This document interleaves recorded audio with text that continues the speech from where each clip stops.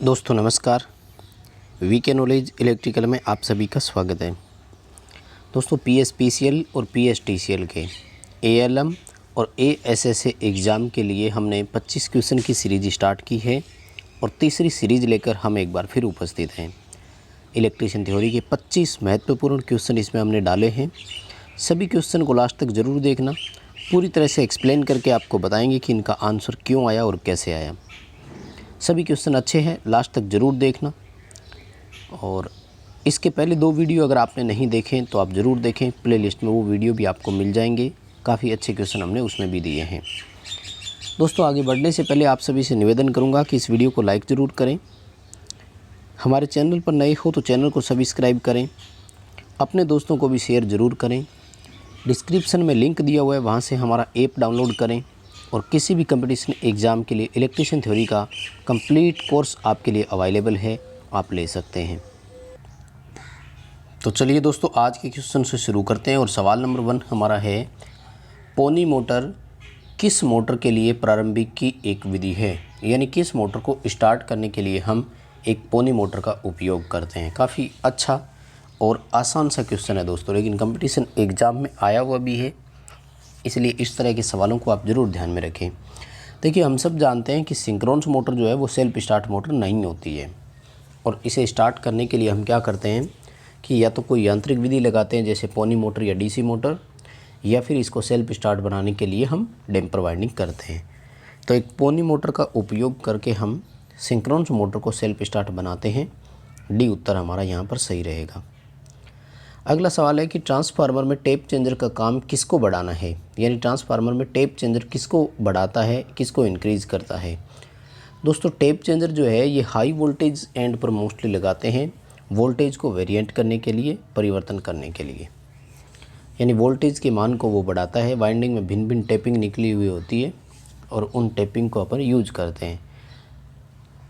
अगला हमारा सवाल है कि वाट मीटर विद्युत के को नापने का उदाहरण है। यानी वाट मीटर किसका मापन करता है, सवाल ये पूछा है तो बहुत आसान क्वेश्चन है ये तो। वाट मीटर शक्ति का मापन करता है।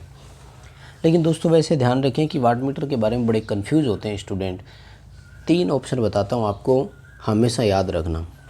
ध्यान रखना, वाट मीटर हमेशा वास्तविक शक्ति का मापन करता है, ठीक है ना। यानी ये लोड की एक्चुअल पावर जो होती है उसका मापन करता है, तो ये वास्तविक शक्ति कहलाती है। लेकिन ध्यान रखना ये जो होती है ना ये औसत शक्ति कहलाती है। अब औसत यहाँ पर आरएमएस वाला औसत नहीं है, मतलब जैसे एक आरएमएस मान होता है और दूसरा औसत मान होता है, वैसा औसत मान नहीं है। ये औसत मान का मतलब है कि हमारे उस लोड को एवरेज इतने वाट पावर की आवश्यकता है, वो औसत मान है ये। तो वाट मीटर औसत शक्ति का मापन करता है। वैसे जो ये रीडिंग देता है वो इसका तात्कालिक मान कहलाता है, इसलिए तात्कालिक शक्ति को दर्शाता है। किसका मापन करता है, तात्कालिक शक्ति का। तात्कालिक का मतलब है कि अभी प्रजेंटली कितने वाट की शक्ति की हमें रिक्वायरमेंट है, कि वहाँ पर ज़रूरत है।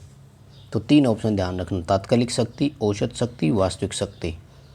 और वैसे शक्ति का मापन करता है, ध्यान रखें। अगला सवाल है कि प्रवर्तक सहित एक स्विच को मशीन के किसी भी भाग की गति से परिचालित किया जाता है, ये स्विच क्या कहलाता है। यानी एक स्विच ऐसा है जिसको हम ऑपरेट करवाते हैं स्पीड के साथ, गति के साथ ऑपरेट कराते हैं, मशीन में है, ठीक है दोस्तों। यानी मशीन की गति के आधार पर ऑपरेट करवाते हैं, तो वो एन और एन सी करवा देता है सर्किट को। दोस्तों इसको लिमिट स्विच कहा जाता है, ध्यान रखना, ठीक है। लिमिट स्विच इस तरह से होता है जैसे क्रेन और होइस्ट जा रही होती है ना, तो ये क्या करता है कि जैसे यहाँ एन सी बना हुआ था, इस तरह से कॉन्टैक्ट था, और मान लीजिए कि ये मोटर का डेस्टिनेशन एंड आ गया यहाँ पर, तो जैसे ही वो मोटर का स्पिंडल यहाँ आता है तो इस बटन को वो साथ में क्या करेगा, क्योंकि जब मोटर और चलेगी तो ये बटन प्रेस होगा। ये बटन प्रेस होते ही ये बटन क्या हो जाएगा, एनो हो जाएगा, इस कॉन्टैक्ट की सप्लाई कट जाएगी और मोटर यहाँ पर बंद हो जाएगी। यानी मान लीजिए वाल को हमें ओपन करना था तो इतनी दूर ओपन होकर के बंद हो जाएगा। इसी तरह से वापस इस और एंड की तरफ आएगा, जब वाल को हम क्लोज करेंगे तो नीचे की तरफ आएगा, तो नीचे की तरफ एक और एन सी लगा हुआ था उसको एनो करवा देगा। ये लिमिट स्विच होता है। क्रेन और होइस्ट में लिमिट स्विच से ही ऑपरेशन दिया जाता है।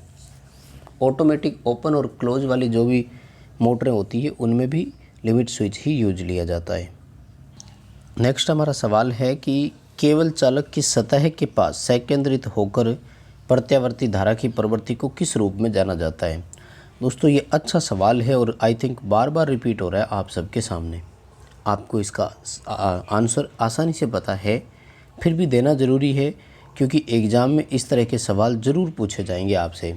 ठीक है, चालक के सतह पर, ऊपरी सतह पर चलती है केंद्र की अपेक्षा धारा अधिक और इस टेंडेंसी को स्किन इफेक्ट के नाम से जाना जाता है। त्वचा प्रभाव बोलते हैं अपन इसको, और ये एसी चालकों में ही होता है क्योंकि फ्रीक्वेंसी पर निर्भर करता है। चालक के मध्य भाग की अपेक्षा ऊपरी सतही भाग पर अधिक धारा चलती है। अगला सवाल है कि वोल्टेज, करंट और प्रतिरोध यानी वी, आई और आर के बीच संबंध को निरूपित करने वाले नियम को क्या कहते हैं। तो ये ओम का नियम ही था। और ये क्या कहता है, ये कहता है कि बंद परिपथ में वोल्टेज और धारा का अनुपात सदैव स्थिर रहता है। ध्यान रखें, बहुत बड़ी बात है। ओम के नियमानुसार किसी बंद परिपथ में वोल्टेज और करंट का अनुपात सदैव स्थिर रहता है, कांस्टेंट रहता है। अगला सवाल, एक सब स्टेशन में लाइटनिंग स्ट्रोक से बचाव करना है यानी आकाशीय बिजली से बचना है, तो लाइटनिंग अरेस्टर को कहाँ लगाएंगे। देखो वैसे तो तड़ित चालक ट्रांसफार्मर के पास लगता है हमेशा, लेकिन जब ट्रांसफार्मर के low voltage, high voltage, primary, secondary पूछ रहा होता है तो फिर हमेशा हाई वोल्टेज एंड पर लगता है, ध्यान रखें। यानी ये ट्रांसफार्मर पर लगता है और लेकिन ट्रांसफार्मर की किस साइड लगेगा ये सवाल पूछ लिया तो हाई वोल्टेज एंड पर लगाएंगे। सी ऑप्शन अपना यहाँ पर सही रहेगा। एससीआर के टर्मिनल पूछे हैं। सिलिकॉन कंट्रोल रेक्टिफायर पूरा नाम है और 3 टर्मिनल होते हैं, एनोड, कैथोड और गेट। 3 ही इसमें पीएन जंक्शन होते हैं, 3 ही इसमें सिरे होते हैं। एक दिशीय युक्ति है, सेमी कंट्रोल डिवाइस है, करंट कंट्रोल डिवाइस है। ध्यान रखें इतनी सारी बातें।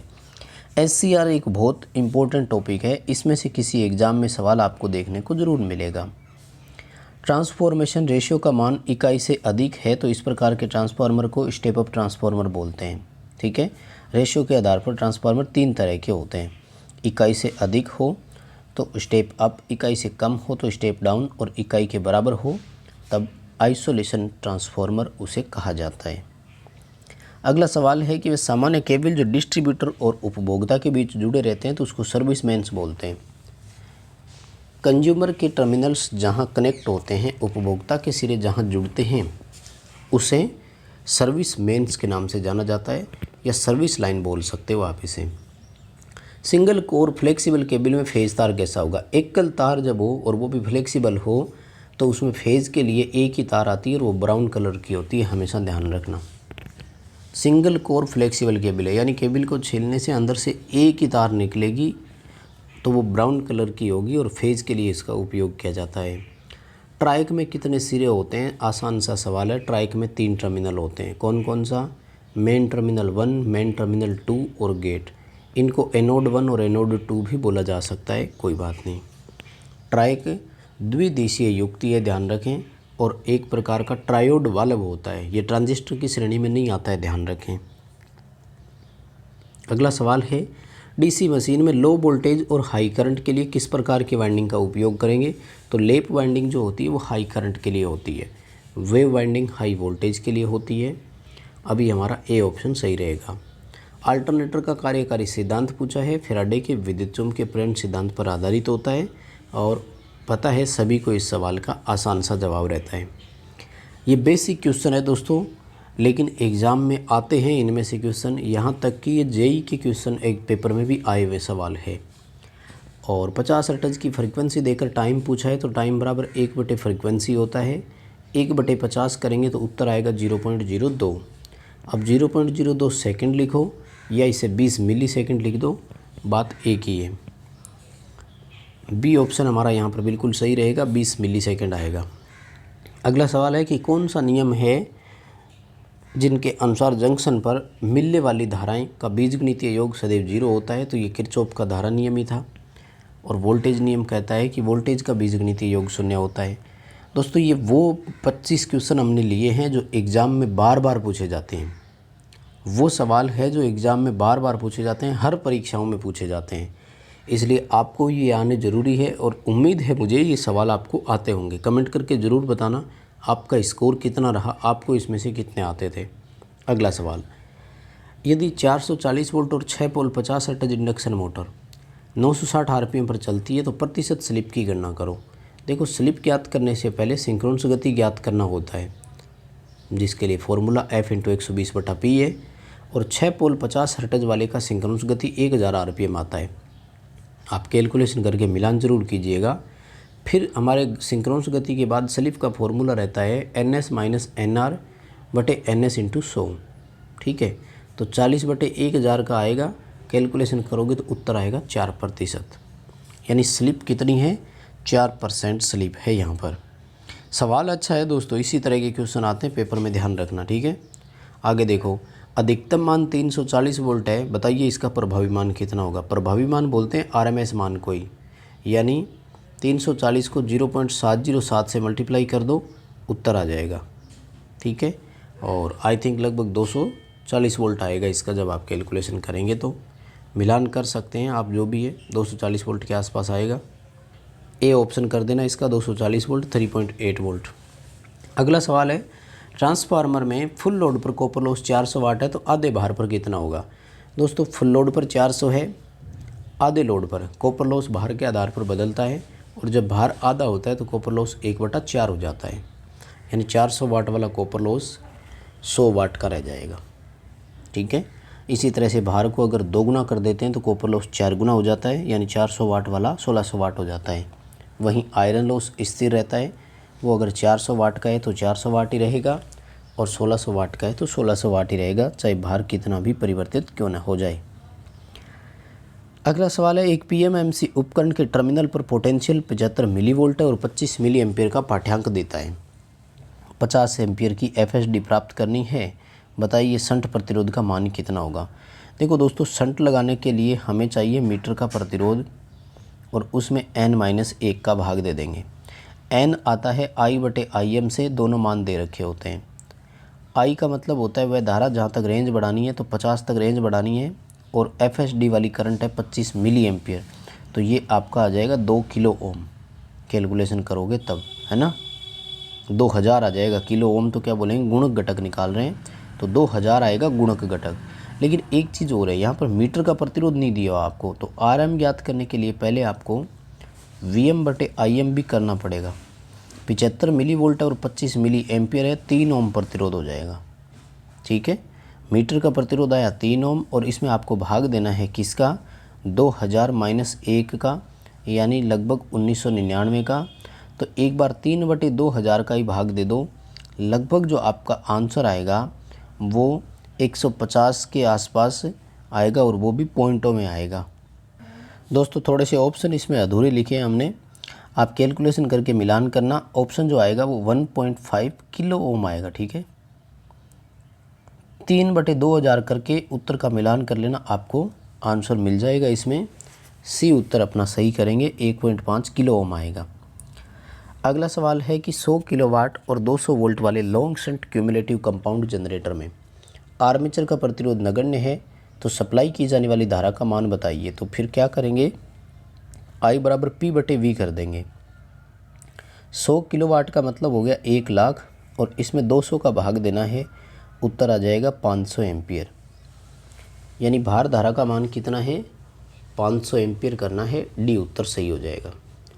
अगला सवाल है कि किस लाइन में धारिता नगण्य होती है। तो शॉर्ट ट्रांसमिशन लाइन में कैपेसिटेंस को नगण्य मानते हैं, और इसी कारण से इस लाइन में फेरेंटी प्रभाव भी नहीं होता। ध्यान रखना, फेरेंटी प्रभाव लॉन्ग और मीडियम ट्रांसमिशन लाइनों में ही होता है, और वो लाइन की धारिता यानी कैपेसिटेंस के कारण ही होता है। लंबाई के आधार पर ट्रांसमिशन लाइन को 3 कैटेगरी में बांटा गया है। अगला सवाल है, पावर सब सर्किट में अधिकतम भार कितना हो सकता है। तो पावर सब सर्किट में 3000 वाट का, और लाइट एंड फैन में 800 वाट का। अगला सवाल है कि कॉमन बेस कॉन्फ़िगरेशन में जो करंट गेन मिलती है वो किस तरह की होती है। कॉमन बेस कॉन्फ़िगरेशन में करंट गेन जो होती है वो इकाई से कम होती है, क्योंकि इसकी करंट गेन को अल्फ़ा कहा जाता है। इसकी वोल्टेज गेन इकाई से अधिक होती है। अगला सवाल है कि यदि धारा -1.6 मिली एम्पियर और वोल्टेज -6.3 वोल्ट है तो प्रतिरोध के मान की गणना करो। सिंपल सा क्वेश्चन है दोस्तों, क्या करेंगे, R = V/I कर देंगे। वोल्टेज 6.3 है और वो 1.6 है, ठीक है। आपको कैलकुलेशन कर देनी है और उत्तर का मिलान कर देना है। जो उत्तर आपका यहाँ पर आएगा वो 3.94 किलो ओम आएगा, ठीक है। सिंपल सा है, कैलकुलेशन करके मिलान करना। दोस्तों ये है वो 25 क्वेश्चन जो हर एग्ज़ाम में पूछे जाते हैं, बार बार पूछे जाते हैं। बहुत इंपॉर्टेंट क्वेश्चन है जिनको हमने रिपीट किया है, एक तरह से एग्ज़ाम पेपर में से ही लेकर किया है। तो वीडियो को लाइक ज़रूर करना, कमेंट करके आपका स्कोर ज़रूर बताना। चैनल पर नए हो तो सब्सक्राइब ज़रूर करना।